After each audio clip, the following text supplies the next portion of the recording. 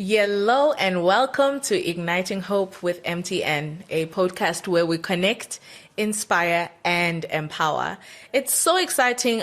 We've been running this conversation for the past 4 episodes around our 21 days of yellow care, particularly our theme, connecting communities through digital platforms, which is our theme for this year, 2025. And we've been having a various number of our stakeholders and partners that we are partnering with this year. They've been sharing their own experiences with digital platforms and leveraging them for the communities that they connect. We had a Peculiar People, which is an organization of SMEs or small and medium enterprises in the country. They were sharing their stories on how they leverage digital platforms to push their brands and market and sell what they sell. We also had NAM Board, the National Agricultural Marketing Board, who was also telling us how they use digital platforms, particularly their Ehis app, to connect the farming community as well as the traders of the horticultural produce that their farmers produce. And it's so exciting that today we actually have one of the biggest, one of the most important institutions in the country, because their mandate is particularly to grow the economy of the country. And if you're speaking about grassroots communities, the work that they do has direct effects on improving the lives of the grassroots level or the lives of all of Eswatini. I'm so excited that we have EIPA in the house today. I'd love to allow you the opportunity to introduce yourself. Thanks, Sandra. My name is Sihle Ngabinze. With the Eswatini Investment Promotion Authority under the Domestic Trade Promotion Department. EIPA basically is just a wing of government, I would say, a parastatal under the Ministry of Commerce, Industry and Trade, which is tasked basically to attract investors and promote trade. Mm-hmm. So basically those are the two major functions of the institution, Eswatini Investment Promotion Authority, whereby we are tasked by government to ensure that we lure investors into investing into Eswatini. We encourage local businesses to invest in Eswatini, make some produce and sell outside the country. Mm-hmm. Even some services. It's not only on goods only, but also on services. Then we also help to promote those goods to the Eswatini market and also to international markets. Hence, we have the Domestic Trade Department, which I'm heading, and also the External Trade Department, which focuses on exploring markets outside the borders of the country. Wow, that is such a huge mandate. I absolutely love that. And how has, or maybe let me ask the question in saying, where are we as a country when it comes to local investment and international investment? What are the statistics looking like? We were having a conversation with our NAM board colleagues, and in the presentation that you had actually during the e-commerce training that we had with the NAM board farmers, they were mentioning that you highlighted that we're still importing quite a lot as a country, and there's a huge opportunity for us to actually bridge that gap ourselves, to say, instead of importing, let us look at how we can capacitate ourselves to grow our own local industries, to be able to supply. Where are we right now as a country? What does it look like for us as a country right now? In regards to trade, looking at the balance of trade, basically, looking at 2024, it showed a positive trade balance whereby we are exporting more than we are importing. Okay. But if you look at the landscape of imports, basically it gives a saddening picture that we are mostly relying on imports, whereby you find ourselves importing more from the Republic of South Africa, more from China, more from India, just to name those few countries. So basically, it shows that there is something lacking in the country which needs to be improved in no time.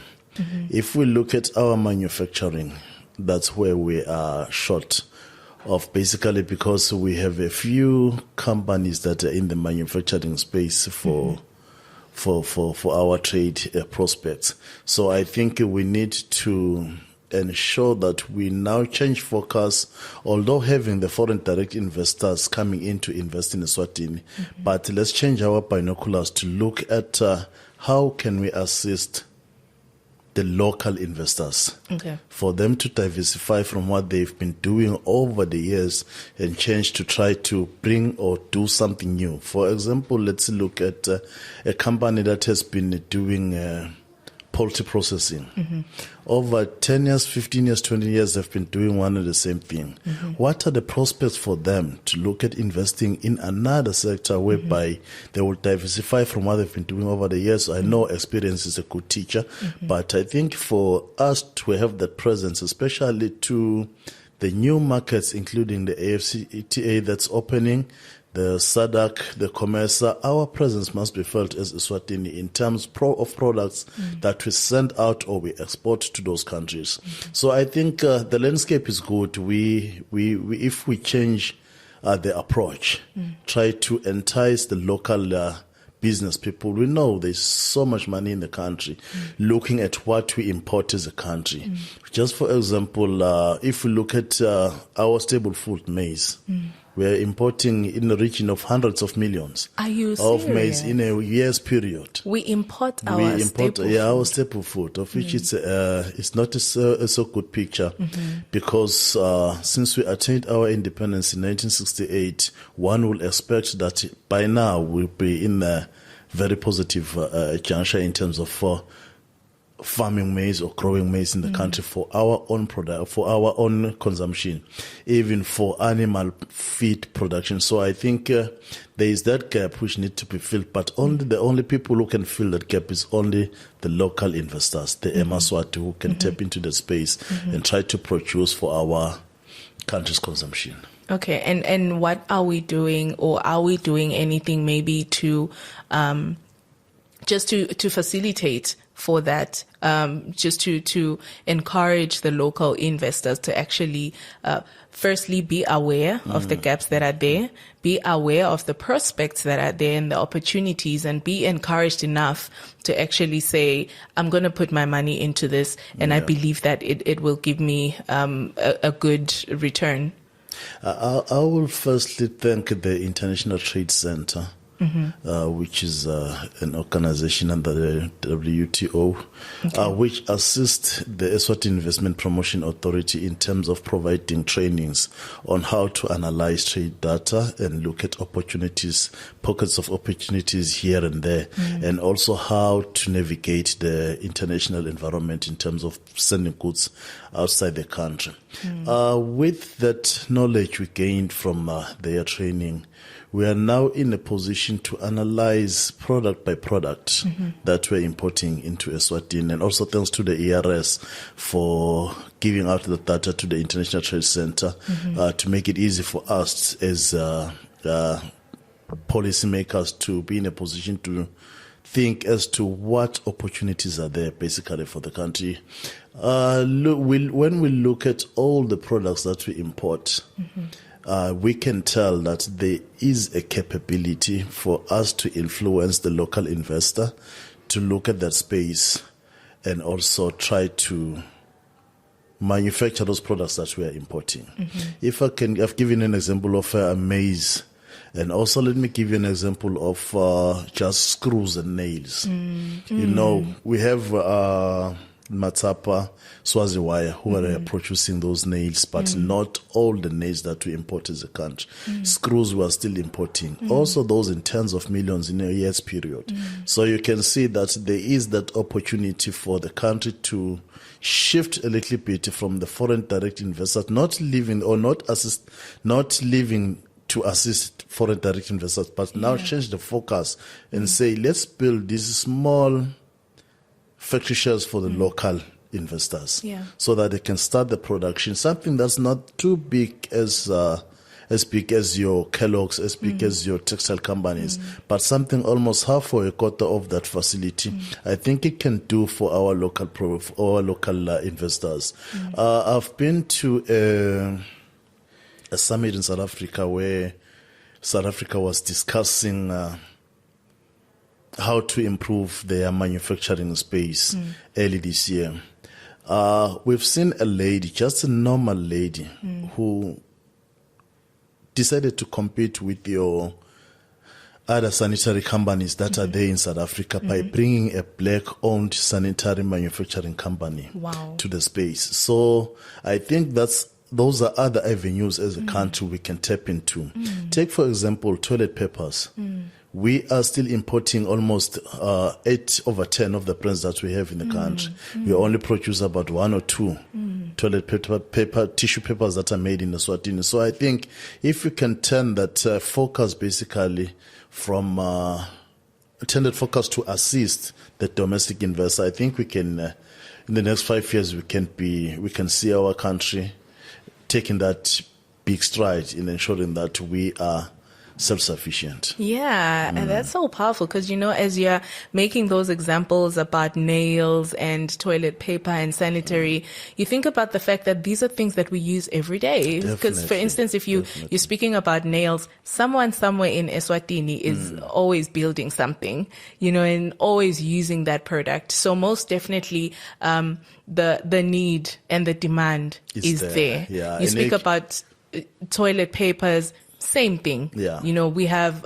families everywhere in the country, and these are then the things that, or rather, we can know for sure that the market is definitely there. Yeah, definitely, for sure. If we take into what we're doing today, looking at the horticulture sector, even in that space, there is still that gap which we need our farmers to take care of, try to produce as much as we can. I've been saying to my colleagues at work when we are discussing, analyzing our footprint in the international space, the only problem we are suffering as Eswatini is that of production capacity. We are producing not enough to serve the local markets and also the external market. I will give an example. If we look at it's only products that are strategically, including your sugar, your beef, those that we are exporting in large numbers, your corn syrups, and just to name those 3. But if we look at other spaces, let's take example of honey. Honey, we are more than capable. Our vegetation allows. We still have bees in Eswatini, in all the regions. You can find bees in the whole region, the Bombo region, or wherever in the country, but bees are there. The only thing that we need to do basically is to ensure that we are producing enough for the country and for export. In the past years, there was an interest from Taiwan for Eswatini honey, and even today there's still that interest for Eswatini honey. But the problem is the capacity in terms of production. We are not producing enough for the export market. I think that's what we need to do as a country, just to switch a little bit and focus as to what can we capitalize on as Eswatini for export. The Minister of Commerce has emphasized now and again that let's try to move for export-led products. So I think that's what we need to do basically as a country, just switch a little bit, have a little pockets of manufacturers here and there who are Swazis, and try to focus to those markets so that I think we can have that edge or that advantage in terms of exploring. We've got markets that are open for us in terms of duties. Take, for example, the Taiwanese market, the European Union. We send our goods there duty-free, of which we've got a competitive edge, basically. So I think if we can move and try to refocus our whole energy as government and parastatals and try to encourage for more production capacity so that we can ensure we tap into that space. One book I read about, I think it was a study, it says a country to be self-sufficient in terms of beef production, the number of cows in that country must be equal to the population of that country. Here in Eswatini, there are 1.2 million people, but what we have as cattle in Eswatini is around 600,000. So I think there's that shortfall, you understand. So we need to try to encourage, get those breeds from South Africa, get those breeds from wherever in the world, try to push farmers to get into the space so that we can satisfy the European market. It's open. It's a number of tonnage that they're looking for from Eswatini, especially grass-fed beef, which we pride ourselves with. Yeah. You know, as you're speaking, I'm just admiring how, as an institution, EIPA is doing so much work to connect the investment community. I mean, you're so well informed, and you're painting a clear picture of all the opportunities that we have as a country, and particularly in driving the local investment agenda. Because with that collaboration in the country with local investors, definitely we can do a lot to improve the economy of the country and, as you've rightfully said, minimize the imports that come into the country. But I also want us to delve into the work that you guys do in connecting the investment community, as well as the participators through the trading space and the people who are businesses or the people who are running businesses. You're doing a lot of work in connecting them through digital platforms with markets, with other investors. Can we talk a bit about that? Yeah, I think that's a fertile ground for every stakeholder here in the country.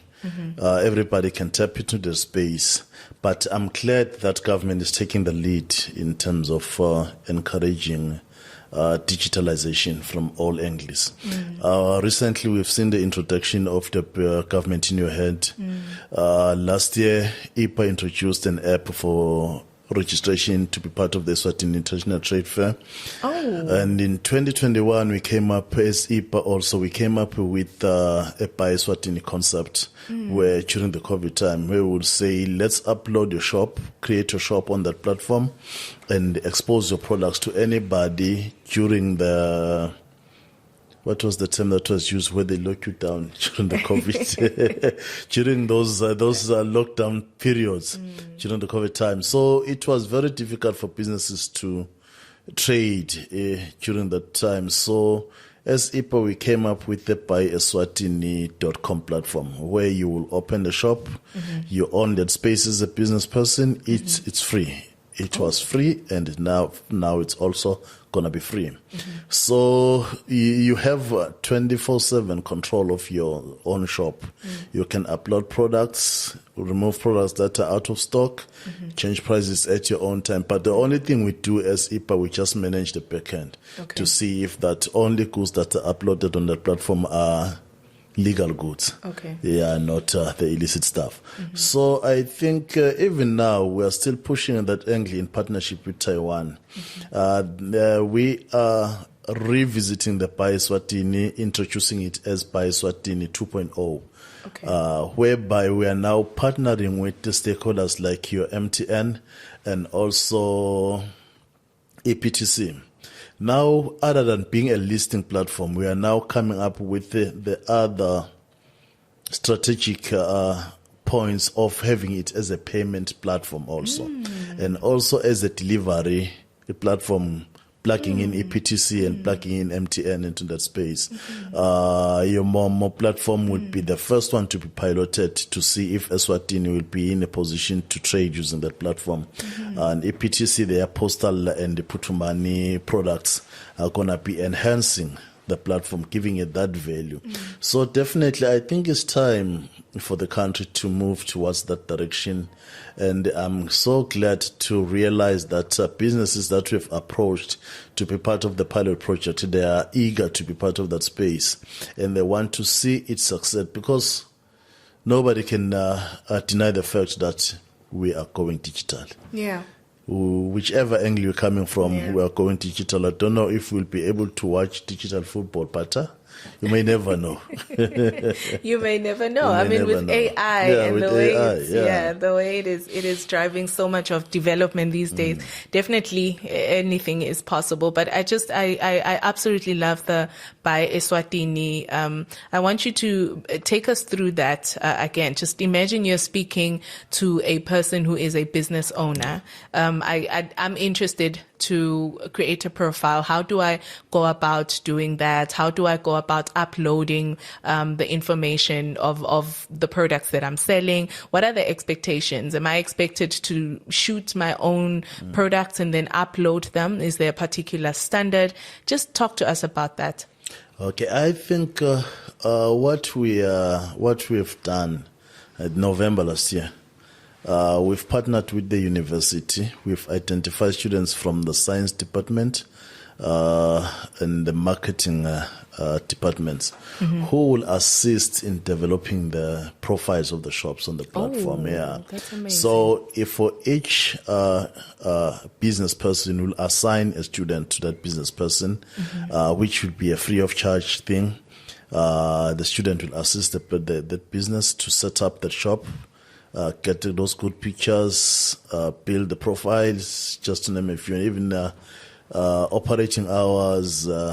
I think they are there to assist the businesses. So from our end, what we are saying with this Eswatini platform, we're saying to the business person, look at this as an addition to your 7 to 8 p.m. operation of the store. But now you are extending it throughout the night, So a buyer will have the potential to access your shop through the Buy Eswatini app, which will be on the phone, installed for free, downloaded from a Google Play Store and other communication platforms. So I think it's something which, as a business person, you can look forward to. Try to participate in that platform. Even if we have identified your business as a pilot business, I think that's the first stepping stone.